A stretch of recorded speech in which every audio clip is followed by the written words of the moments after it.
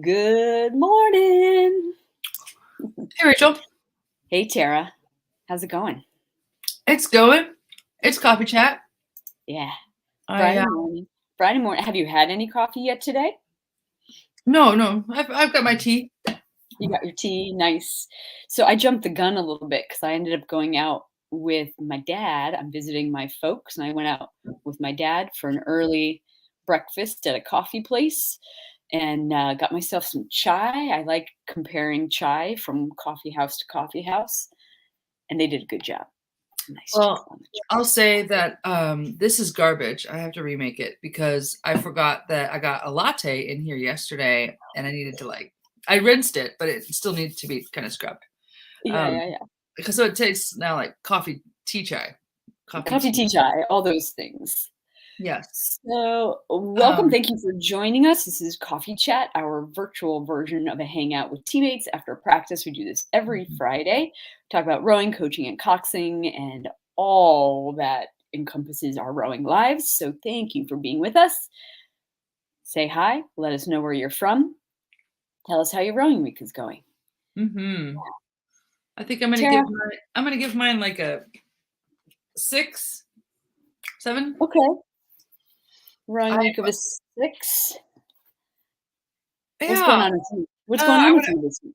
Well, I went out in a 4, a straight 4 on Tuesday. Was not stroking it, which is fine. Yeah. And I've been in a 4 a lot. I was in 3 seat. I spent a lot of time in a 4. And I know that you really have to put some effort into it, right? You have to actually put some effort into making it work. And you can't just slug through it. And especially a straight 4. There's a lot that goes into that. So it was not a great row, but it had some potential. That I always see potential in a straight 4 because I'm like, this is a really strong group of people. And then I rode the 8 yesterday. Okay, how was that? I know you love sitting in the middle of an 8. How'd that go? Well, okay, so I've had a lot of we have three people in the boat who are relatively new rowers, like less than 5 years. And but they're also the kind of women who constantly cut themselves down, like all the time. Like, I'm not strong, I'm weak, I'm new, I'm a novice, and you just want to pummel them, right? Because it's like, no, fake it till you make it, it's rowing. We're all here to support you. It's rowing. But I realized up until now, they've all rowed behind me. Uh-huh. And then one of them rowed in front of me yesterday, and I was like, oh. Uh-huh. And so you could see what they were not so sure about. Well, they were doing what usual novices do, and that was that they were rowing really small, right? No layback. And at one point, she was looking out of the boat and usually people do that when they're panicking, right? They're looking for the exit, right? It's just a sort of natural primal response to look for the exit. Yeah. And I see her doing this. Yeah. And a part of me wonders is that she spent a lot of time in the bow of a double. So I wonder if she was sort of like tapping into her steering mind. Yes. And couldn't lock it in, right? So I saw exactly what was happening there. Just novice. Yeah. And that looking around, man, I mean, I almost always row bow seat, and it took me a long time to just trust that the coxswain was not going to run us into something. It's really tempting to look around, but just say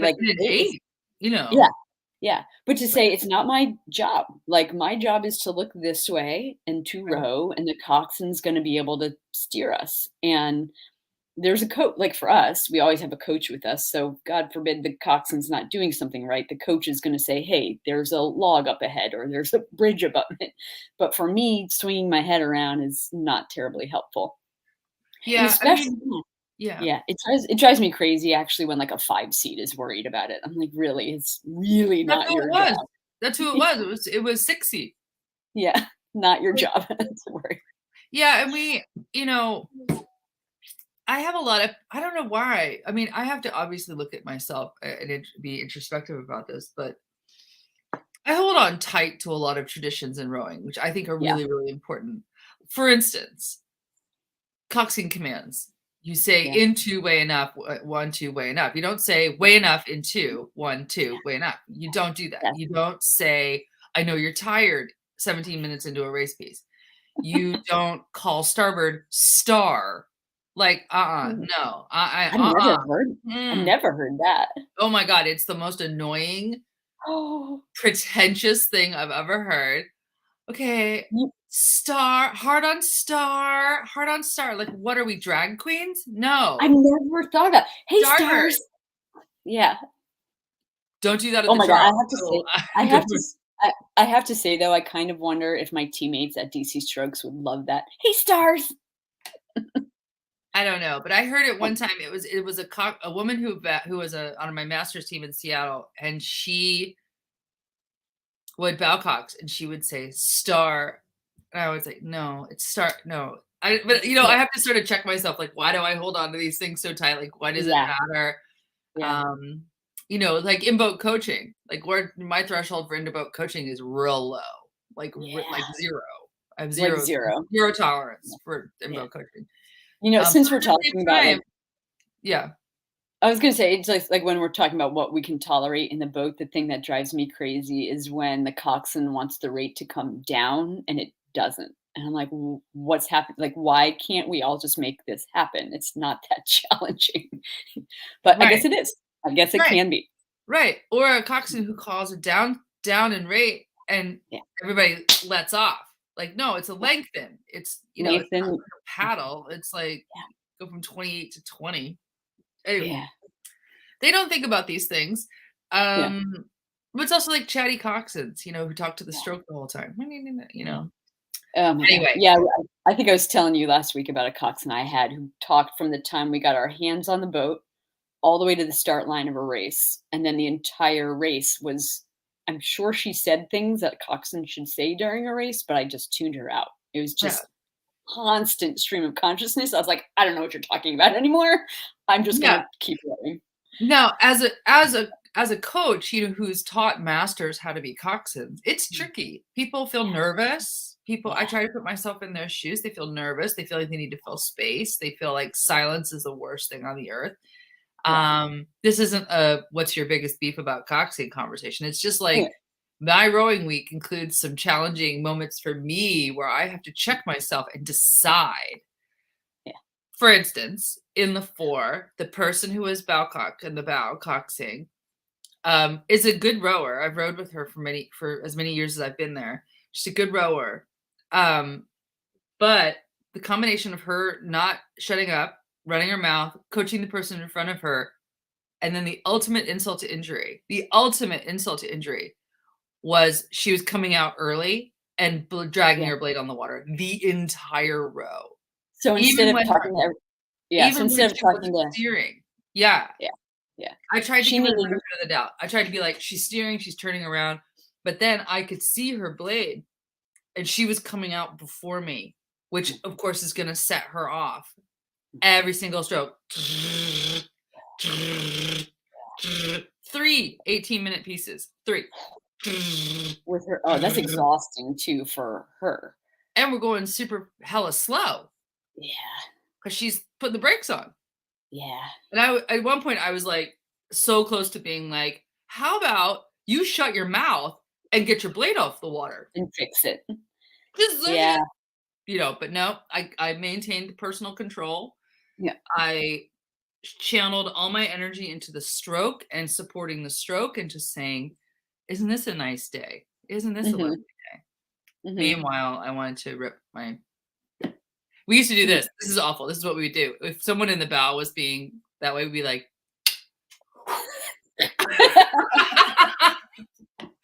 And that would have been me. That would have been me my first, definitely my first season, maybe 2 seasons as a rower. yeah, I was yeah. always bow seat, and I don't know what I was talking about back there, But you but were I know that dimpering. I talked a lot. and I didn't certainly know what I was talking about. Like, I didn't know enough to know what I was talking about, but I got called out on it by my teammates at the end of the season party. I got called out in front of the entire club for being a big mouth and bow. So that shut me up. That was like, yeah, like you just said, Yeah. toss a grenade to bow seat. Okay, so if you're just joining us, I'm Tara. This is Rachel. This is Coffee Chat, and we're kvetching right now about chatter in the bow. Yeah. One of the things we love to do is some self-reflection um, Mhm. about about us being sort of myself. I'll speak for myself, being an uptight masters rower. So if you are in the uptight masters rower camp about your favorite topic, Yeah.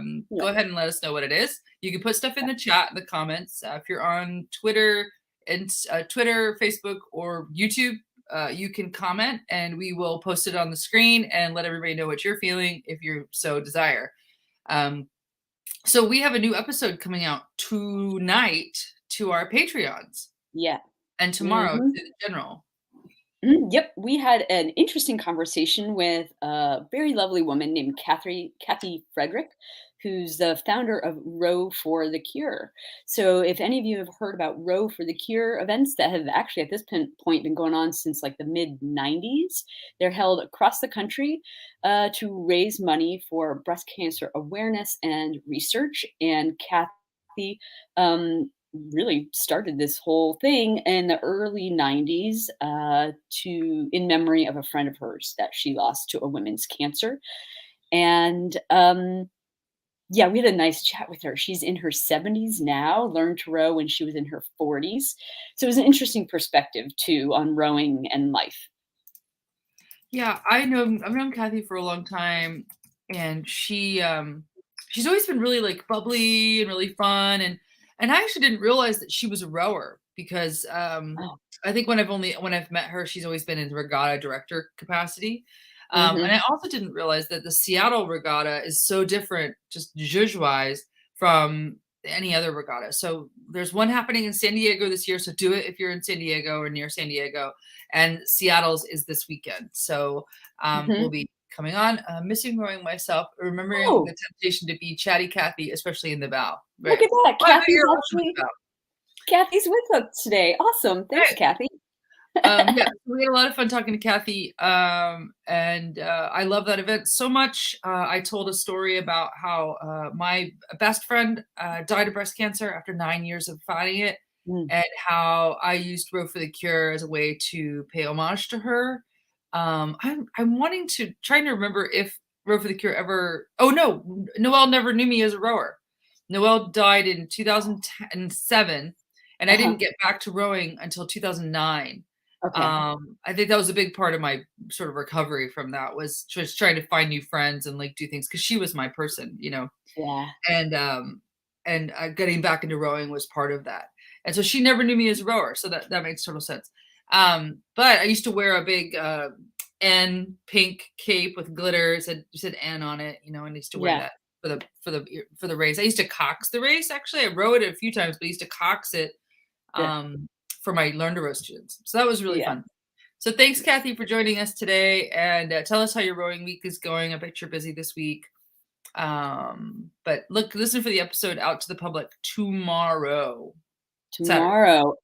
And and another piece of that conversation, and then we can move on to talking about something else. But another piece of why we wanted to talk to Kathy about Row for the Cure was, how you get involved in developing regattas to begin with. And so she offers some advice for maybe first time regatta planners and regatta hosts. And I Mhm. think you and I kind of love the fact that she didn't give tips about like the stuff that I would have thought about, like I don't know, all the logistics. It was more people oriented and taking care Mhm. of your people, and I just really loved that. Yes, so that episode will be live to the public tomorrow, to our patrons tonight. And next up on the podcast, are we talking with Sophie Brown next? Is she next on our list? We are talking to Sophie. I'm trying to remember the order of things. There's Yeah. 3 episodes coming up are already planned. Basically, there's Sophie Grant Brown, who's from the UK, who's often here on Coffee Chat with us. her making her US debut. And by the way, putting it out there, she needs a doubles partner. So if you or someone you love is interested in rowing trunk and arms with Sophie, she is in need of a partner to do that race. Mm. Oh, she's still oh, that's a whole other thing. I thought she was all set. Whew. She was, but that Yeah. didn't happen. Oh. And then we also have Brent from Wintech, the new owner of Wintech, newish as of 4 or 5 years ago, new owner of Wintech. Just we've never had a boat manufacturer, except we've had Judy Gear, but I don't think we've had another boat manufacturer on. So we're gonna talk to Brent, and then should we tell them who messaged us? Yes. This is such big news. You guys, like legend. Now, but let me just back this up with Rachel and I are dedicated to a blazer-free environment. Like, we don't always pick Olympians and these fancy schmancy preppy rich people who are sort of synonymous with rowing. But when this particular Olympian, ready for it, reached out to us, I mean, he commented on our last post of the Dreissigacker, and then we said, hey, come on the show. And then he messaged us. Eric Murray. So Eric Murray, New Zealand rower, two-time Olympian, multi-world championship rower in the Pair. Tara's favorite boat. Okay. Basically offered this off-the-cuff comment on Facebook about one of our episodes and says, hey, you think that I'll ever end up on that show on Steady State Podcast? And I was like, we'd be honored to talk to you. Let us know. And I told him, I kind of love his audacity. I kind of love it. And then his message, so this is how the other part of it went down. He messaged us on Facebook and he said, hey, if you want some magic on your podcast, here's my email, right? And I'm like, So I doubted that it was really him. Yeah. Right. And so I wrote back, wait, is this really Eric? And then I said, quick quiz. If it is, what rate were you going when Hamish dipped his hand in the water at Worlds in 2014? Yeah. We got to find that footage and share it again. He wrote back and he goes, probably 37 to 39. And we were probably 650 meters in. And he wrote, ha, ha, ha, ha. Right. Yeah. That was awesome. So if you guys don't know, we've got to find this footage. It was awesome. They're cranking along and Hamish just takes his hand off the handle, dunks it in the water and grabs back on mid-race. And everyone was like, what? But you know what that taught me, Tara? Because I didn't know why the hell would he have done that? Right. I had no idea. Right. But it taught me that when you don't have a great grip on your handle, and it depends on what kind of handle you're using. But if you don't have a great grip, water actually helps. The friction from water on your hand can actually help. And I think a lot of us learn when the handle gets slippery, we're like we're trying to dry our hands, but just some water actually creates friction and allows for better grip. I mean, it depends on how skilled you are. I wouldn't have done it at a 38 mid-race. Well, and if you look at I just posted the link in the comments. Oh, awesome. But if you look at it, they're using those sort of fake wood handles. They look wooden. And when I used to row wooden handled Concept 2s, they were the composite shaft, but the handles were still really wood. I dip my hand in the water all the time, and it really helped my grip on those. Not on the plastic handles, but so I wonder if it was a wood handle. We'll have to look. I actually had the exact opposite problem with real wood handles. I was like, I couldn't hang on. It might be different these days because that was when I was a pretty young rower and still learning a lot about handle control. But I just remember a lot of slippage on those wooden handles. And today I love the Concept 2 green split handles. Those are my favorite. The splits are good. So we have a couple of other things we want to get to. First, I want to thank our sponsors, Concept 2 and Lake Washington Rowing Club. So thanks to Concept 2, speaking of oars. They came on as sponsors this year, and what that got them was advertising on the podcast, logos on the website, and mentions in Coffee Chat. And then, of course, when we go to Head of the Charles, we will be coming to you live from both Concept 2 and hopefully Wintech. booth. And we should say Concept 2 has been awesome to us. We are have put together a mixed 8 to row in the Director's Challenge at Head of the Charles. And Tara was awesome and took the lead and contacted Concept 2 and said, "Hey, is there any chance you guys could lend us some oars?" And I expected them to be like, "Sure, use this, like, you know, whatever old set of oars that we've got." Right. They made us a set of oars that we're Yeah. going to get the chance to row with, and we are also super thankful to Windtech, who's lending us a beautiful boat to row on the Charles. So Yep. Yep. excited. So Charles, if you're there, we're gonna be doing some events and some Instagram lives and things at the Charles. So let us know if you're gonna Yes. be there. If you're just joining us, welcome to Coffee Chat. I'm Tara. This is Rachel.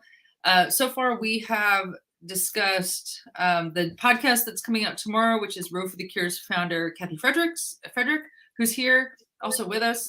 We talked about upcoming guests. We have Sophie Grant Brown, para rower from the UK. We have Brent, one of the owners of Wintech, and the legend himself, Eric Murray, will be joining us on the podcast to talk about life and post Olympics and what got him into rowing. And yeah. Hey, Tara, we should tell folks about what's going on next Friday on Coffee Chat. Oh yeah. So Daniela Nachazelova, who wrote Women's Voices in Rowing, just put out a new book called Hidden Voices in Rowing, and she's going to join us for Coffee Chat because that's her book launch day next Friday, Yes. the 23rd. This is really, I mean, we've been in contact with Daniela for a couple months now. She reached out to us and asked us if Steady State Network would be her media sponsor for her book here in the United States. As far as I know, we are her exclusive media sponsor here in the United States for her new book, Hidden Voices in Rowing. And that book is being launched next Friday at World Rowing Championships in the Czech Republic, which is where Daniela is from and where she currently lives. So her book is going to be launched at World Rowing Championships, and directly following that event, she's going to hop into our live and chat with us. So I'm pretty excited about that. Yes, me too. Me too. Sorry, the cat was doing something. Yes, so thank you all for joining us. And next week, we'll be doing a lot of press about Daniela's book launch, and she'll join us for Coffee Chat. So thanks for being here. So we have some news. There's Yeah. rowing in the news. Should we talk about that real quick? Yeah, so Rachel just let me know about this, and Rachel's actually in Florida where this happened, so take it away. Yeah. So I've been in Florida this week, spending some time with my parents, and woke up this morning, and my mom, who's keyed into what's happening here on the news, says, "Hey, did you hear some kids who were out rowing last night got struck by lightning?" So apparently there was a juniors crew out in Orlando. It was about 5:30, 6 o'clock. There was thunder and lightning in the area. I don't know all the details. I do know that these rowers, I believe, were from Orlando Rowing Club. It sounds like it was a 4 with a coxswain that got struck by lightning. 3 kids were able to go home. One's in the hospital and one is missing. So hearts and minds definitely go out to Orlando Rowing Club. That's a scary situation. I don't know the details. I'm not sure what will come out in the next couple of days, but And it does. of course, my mind is like, was anybody looking at the forecast? These are middle schoolers. This is, and the thing about Florida and a lot of these places now with climate change and everything is that it's become so unpredictable, and it can come out of nowhere. You were just saying that storms come out of nowhere. But there are people watching these things. There are weather systems. They don't just appear out of nowhere. They just head in different directions. Yeah. And I think if they honestly said, we don't want to row because of threat of lightning, they would probably never go out. Like they'd never be able to row. Right. So every day they're probably taking risks. And this was a risk. And sadly, like we were sort of speculating if it was a 4 width, that there might have been a coxswain in a bow loader, and that might be the one that's missing. So we'll stay tuned about that. But if there's any GoFundMe's or anything that get started for that, let us know and we can repost it. But yeah, man, little school. Yeah, and I think we all know this, but, if you're a coach, like, no joke, you've got to check the radar, you've got to be paying attention. We know that sometimes storms kinda come out of nowhere, and all of a sudden you gotta get back to the dock quick, but, be paying attention to the radar before you get on the water, when you get on the water, and actually, US rowing guidance is plain old, "Do not row in electrical storms," and so, be Mhm. smart, heads up, be aware, even if you don't see lightning, but you hear thunder, you gotta check your radar. Hey, Tara, I had a question for you. Yeah, what's Have up? you have you ever heard of a lightning detector that Yeah. you wear? Like, it's supposedly this little thing you can wear, bring it with you in the launch? I've heard of it. We don't ever have we maybe once or twice a year we have lightning in the Northwest. It's very Oh, okay. So not that big of a deal for you guys out there, but I'm not sure I've ever really heard of these things, but rowsafeusa.org suggests coaches use lightning detectors. And apparently it's this little thing, you put it on your belt and you've got it. And I think I'm going to check that out because I've only ever kind of used my street smarts, my river smarts, right? Like listening and watching and use my radar app on my phone. But a lightning detector seems like a pretty smart thing. So I'm going to look into yeah. that for sure. And Michael, is exhibiting the fact that in his club in Chicago, there's policies around lightning and thunder. So, this is a good Mhm, time just to check your policies. If you have a policy at your club, we see lightning, we wait 30 minutes. We hear thunder, we wait 30 minutes, whatever it might be. mhm. Good time to always, these kinds of things are really sad and hard, but they're always a good time to reevaluate your safety policies and make sure your coaches are trained because sometimes coaches just get started in the summer and no one tells them all these things and they hand them Yeah, a manual and then they say, here's your launch keys. yeah, Um, exactly. have a nice Yeah. so just making sure, hey, as a reminder, here's our safety policy around lightning and thunder. Hmm. One more thing in the news I saw just this morning. So I know some folks have been paying attention to um, LA Olympics 2028. That's a bunch of years from now, but LA Olympics 2028. The rowing venue there, I guess, is really wonderful, but it is not big enough for a 2K course. So there's discussions about whether or not the Olympics in 2028 would be a 1,500-meter race, and it is official. The IOC has determined that the 2028 Olympics in LA will be a 1,500-meter course because that's all they have room for. So that's kind of fascinating, and I'm sure there's going to be a whole lot of debate about that. And our national team rowers are going to have to get used to training for 1,500. It's a little bit different strategy, I would think, than a 2K. Well, and the other thing that it is that it ends the record keeping for 2K. Oh, that does. Well, yeah, unless they get back to 2K in 2032, which is forever from now. But yes, you're right. That would be a weird blip in the record books. Yeah, So, and maybe they'll just decide from now on that it's 1,500 because why it almost feels like, I mean, I know in the Olympics, like, it's really about who's the best on that day. Um, but you see yourself of the sport, you know. I wonder how this has gone down to other things, like when an event would change distance or change. mhm. Um, I would imagine they would change it forever just to have records and legacy and Well, so we know that once upon a time, the Olympic event was not 2K. I think it didn't settle into 2K standard until, oh, geez, I don't know off the top of my head, but it did fluctuate for a long time before they settled on 2K. What I don't know, which I'll have to look up, is once upon a time, was it ever 1,500 meters? And if it was decades and decades ago. well, I know that Um, women's rowing at the elite level was 1,000 meters for a long time because God mhm, forbid we mhm. strain ourselves. I Um, know we worry our lady bits rowing our 2,000 lady meters. bits will fall out.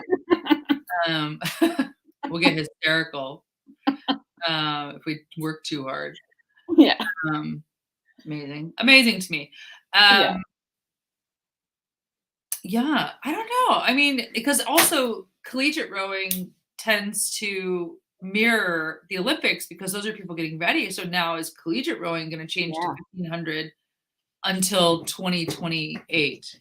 Mm, that would be a surprise. But you're right. I hadn't really thought about that piece of it. Yeah. Hold on Hmm. just a second. Yeah. I think Tara's working. Tara's cat has to be taken care of. So let's keep our eye on that LA Olympics 2028 and what's going on with their 1500-meter course. Let's all start doing 1500 meters. That would actually be interesting because for masters rowers to be doing 1500. Anyway, I'm fine with 1K. Interesting in a not fun way. In a not fun way. You know what? I'm totally fine with 1,000 meters. Totally fine. I just decided the other day, I'm pretty sure I'm never going to race 1,000 meters again. Like, I'm pretty sure I'm a head racer. I'm just going You're to. pretty sure you're never going to race 1K again or 2K again? It's 1K. 2K. Huh. I would do 2K. I know I'm looking at plane tickets to San Diego next year. Ooh, yeah. Yeah, for Crew Classic. We could do it as a company retreat. I know. Tara, we're adding it to the list. We're adding it to the map. We're going to put a pin in the map of all the places we want to go. If anybody wants to sponsor our trip to San Diego next year for Crew Classic, that'd be awesome. I think a company retreat is more than necessary. I agree. That would be fantastic. So, hey, guess what? It is 11:30. We've kind of blown through our 30 minutes. This was awesome chat. There's always more to talk about. But we covered a lot of bases today. So everybody check out our new podcast episode coming out tomorrow and stay tuned the rest of the week. Let us know what's going on in your neck of the woods. For sure. There's something we need to talk about. Next week, Daniela is going to be with us. So that'll be really fun. Yeah. All right. Well, thank you, Tara. It's been awesome chatting with you. And I will see you in a week. All right. Take care, everybody. Have a good one.